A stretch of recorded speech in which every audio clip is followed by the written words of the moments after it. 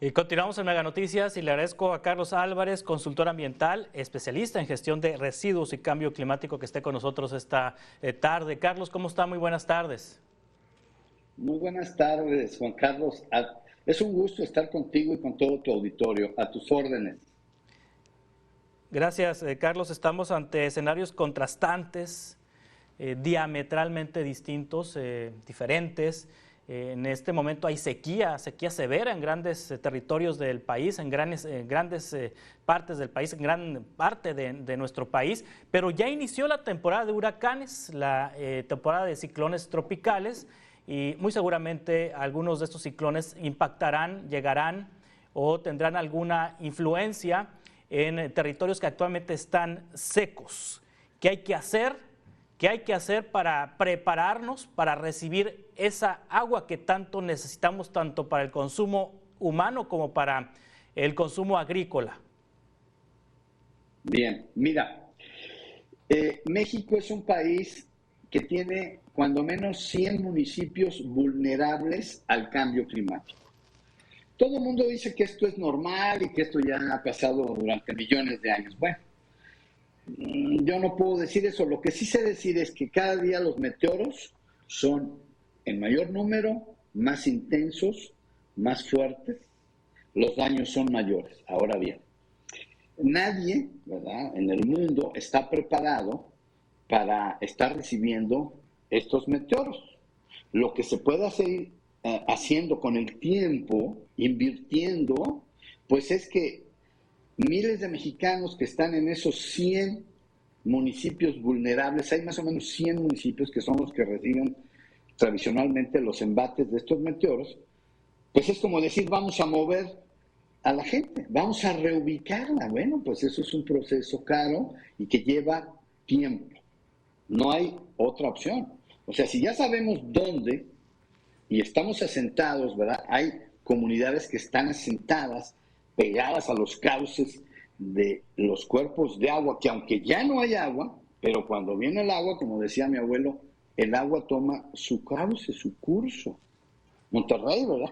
Ahí tiene un canal Monterrey, aquel huracán no, y se llevó todo. Entonces, ¿qué pasa? Que hoy lo que tenemos que hacer es una visión de largo plazo, ¿verdad? Para ir invirtiendo mucho dinero para reubicar y reubicar y reubicar. Es casi como decir, vamos a mover las comunidades a otros sitios menos vulnerables. Eso, pues todavía no lo vemos. Nadie es capaz de decir, vamos a mover esta ciudad, vamos. Nadie es capaz de decir eso, ¿verdad? Entonces, el agua de lluvia llega y no la aprovechamos. Llega, se mezcla con los drenajes, se ensucia y se pierde. Y como tú dices, ahora tenemos 16 estados de la República en estrés hídrico. No hay agua. Monterrey, no sé si sepan, de las 4 de la mañana a las 10 de la mañana. Yo estuve ayer en Monterrey y me estaban diciendo eso. Dice, nada más tenemos agua de las 4 de la mañana a las 10 de la mañana. Toda la ciudad de Monterrey. Así de fácil. No hay agua. Entonces, se requiere eso, estar invirtiendo permanentemente. Necesitan recursos, voluntad. Necesitamos la coordinación de los 3 niveles de gobierno, porque ahora resulta de que la CONAGUA es una cosa, tiene ciertas facultades, y los estados y municipios no tienen esas facultades.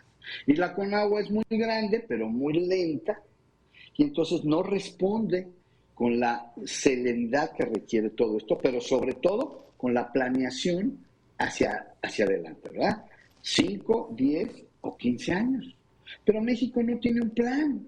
O sea, México jamás ha tenido un plan de cambio climático. Ahí está la Ley General de Cambio Climático, pero ¿sabes quién la ha leído, Juan Carlos? Nadie. Entonces, pues mientras los dirigentes políticos de nuestro país que están en turno, ¿verdad?, que llegan y están 3 años o 6, no lean la ley, no saben lo que es el cambio climático, estos embates, pues seguirán haciéndonos mucho daño. Desafortunadamente se pierden vidas y no podemos hacer mucho contra estos meteoros, estos millones de toneladas que ahí están las escenas, ¿verdad? ¿Quién puede contra eso? Pues nadie. Entonces, ¿qué hay que hacer? pues hay que reubicar. Oiga, pero ¿cómo me voy a mover? Bueno, nos tenemos que reubicar. Hay zonas muy vulnerables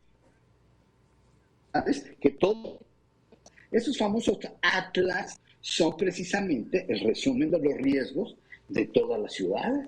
Y entonces, si uno revisa y si uno estudia, pues ahí están los riesgos. Entonces, ¿qué hay que hacer? A largo plazo, mover las comunidades, mover estas ciudades, a estos mexicanos que están permanentemente en riesgo. Pero eso no lo vemos nunca.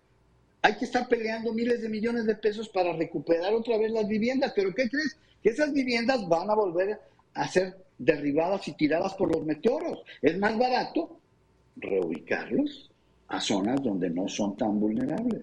Pero eso no hemos visto una sola de esas acciones, ¿eh? Esto se está discutiendo desde hace 30 o 40 años, o sea, lo hemos estado discutiendo. Sí. Y la CONAGUA tiene la obligación de llamar a los gobiernos locales, municipales y gobernadores, señores, vamos a hacer una estrategia de largo plazo. No hay otra, no tenemos otro camino. Mira a la gente, ¿cómo está ahí? ¿Verdad? ¿Por qué? Pues porque está en una zona muy vulnerable y cada vez va a ser peor, ¿eh? Va a haber más agua, cada vez va a haber más sequía. Ese es el calentamiento global, ese es el cambio climático, Juan Carlos. Sí, efectivamente, hablando del cambio climático, Carlos Álvarez, consultor ambiental, me dice usted, hay que reubicar poblaciones que están en los lugares de riesgo, pero también el cambio climático está cambiando, está modificando los lugares donde llueve, donde antes no llovía tanto, ahora llueve mucho, donde antes llovía mucho, ahora no llueve tanto, es decir, es una comedia de enredos, como una comedia de enredos, es decir, está cambiando la situación, de ahí que el atlas de riesgo tiene que ser dinámico, no puede ser un documento que se quede estático. Es correcto. Lo primero es reconocer ante esta incertidumbre, pero los gobiernos no se sientan para eso. O sea, desafortunadamente la clase no tiene esa paciencia, esa humildad de decir, ¿saben qué? Vamos a sentarnos con el presidente, con el Poder Ejecutivo, los gobernadores, a ver, ¿qué vamos a hacer con esta ciudad, no? Vamos a decir Villahermosa. Bueno, pues Villahermosa siempre se inunda. ¿Por qué? Porque hay como 200 colonias que están asentadas en partes bajas. ¿Quién dejó que se pusieran ahí? Los ayuntamientos. ¿Quién no le dijo? ¿Quién no supervisó? El Estado. La Federación ya no se puede meter. Fíjate, aquí hay un tema muy importante. La Federación dejó, desde 1993, que los gobiernos estatales y municipales modificaran a su antojo los planes de desarrollo urbano. Y el tema del calentamiento global o del cambio climático no está abordado por la Federación. La Federación tiene que estar dando dinero y miles de millones de pesos para los daños, para los desastres, para volver a construir, para que después vuelva a ser derribado. O sea, es un cuento de nunca acabar. Tenemos que reubicar. Sí. Eso nadie le cabe en la cabeza. Tenemos que reubicar a cientos de miles de mexicanos y tenemos que pasar sus viviendas a otro lugar. No hay otra opción, no se puede, no podemos quedarnos sin hacer nada. Esa es la opción, ¿verdad? Esa es mi conclusión, ¿verdad? Que a lo mejor a los políticos les parece así como imposible. No es imposible. Sí, bueno, políticamente un alcalde, un gobernador, un presidente, pues no quisiera dar esa noticia de reubicar y políticamente iría en contra de su imagen y cuidan mucho esa parte, pero en vía de que se tomen decisiones determinantes, decisiones fuertes como la reubicación, que es lo básico que se tiene que hacer en estos momentos que ya tuvimos un primer ciclón, Ágata, que tuvo afectaciones serias en el sureste mexicano, y vendrán otros en los próximos días, en las próximas semanas, en los próximos meses, hasta septiembre y octubre. Inclusive hasta esto del cambio climático ha provocado que veamos hasta ciclones por allá después de noviembre, casi en diciembre. ¿Qué es lo básico que deben de hacer los municipios, los estados en estos momentos para recibir estos ciclones? Bueno, ahora sí, viene ya lo que se llama las acciones de protección civil. Así, afortunadamente, la Federación sí tiene, en la Secretaría de Gobernación, el control de todas las acciones de protección civil del país. Entonces, Protección Civil Federal tiene que hablar con Protección Civil del Estado y a su vez con todos los organismos de protección civil de los municipios, precisamente para que la gente se pueda mover y que no se pierdan vidas.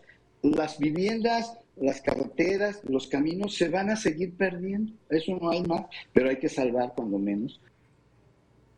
Las viven en esa indefensión, en esa vulnerabilidad y desafortunadamente son las clases más necesitadas, la gente que tiene más vulnerabilidad económica. O sea, no sucede acá en las cosas, no, sencillamente hay que hacer acciones de prevención, de reubicación de gente mientras están todos estos huracanes que van a seguir llegando, como tú bien dices, cada vez más intensos.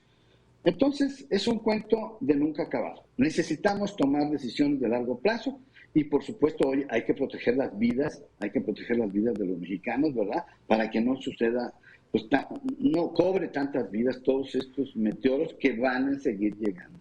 Ahí están los árboles tirados. Sí. Nadie puede contra tanta fuerza. La naturaleza tiene, o sea, toda la fuerza del mundo y derriba y se lleva todo lo que se encuentra en su paso. No podemos contra eso. La única manera, digo yo, ¿verdad?, es la planeación a largo plazo y hoy las acciones de protección civil para que toda la ciudadanía pueda resguardar a su vida, pueda proteger. Otra vez, miles y miles de viviendas perdidas, o sea, y hay que reubicar a la gente y es dinero que no alcanza. También, ¿verdad? Luego resulta de que tardan meses o años para que todos estos mexicanos recuperen todas sus viviendas, sus pertenencias, se pierden, todo lo que tienen en casa lo pierden y es una situación muy, muy grave para todos estos mexicanos que desafortunadamente viven en esas zonas, ¿no?, de alto riesgo, de vulnerabilidad. Sí. Sí, por otro lado, estamos hablando de estados, municipios que tienen una tremenda sequía y estos fenómenos meteorológicos pueden paliar la situación de sequía. ¿Cómo aprovechar el agua que nos llega en demasía, en breves momentos, con mucha agua? ¿Cómo aprovechar el que no se vaya al mar? Así es. Se requieren inversiones muy grandes. El aprovechamiento de agua de lluvia, mira, en México llueve en promedio 1.489 millones de metros cúbicos de agua al año. De esa el 73% se evapora. El 22.1 más o menos se queda en los cuerpos de agua y solamente el 4.2% recarga los acuíferos. Pero también se requiere dinero para crear infraestructura para el aprovechamiento de agua de lluvia, para que no se mezcle y no vaya a los drenajes, que no se ensucien, sino que sea captada en esta infraestructura urbana para que pueda ser aprovechada en los sistemas de agua potable. Una filtración nada más de sólidos. La mejor agua, Juan Carlos, es la que cae del cielo. Fíjate, está purificada porque ya se evaporó. El proceso de evaporación es un proceso de purificación.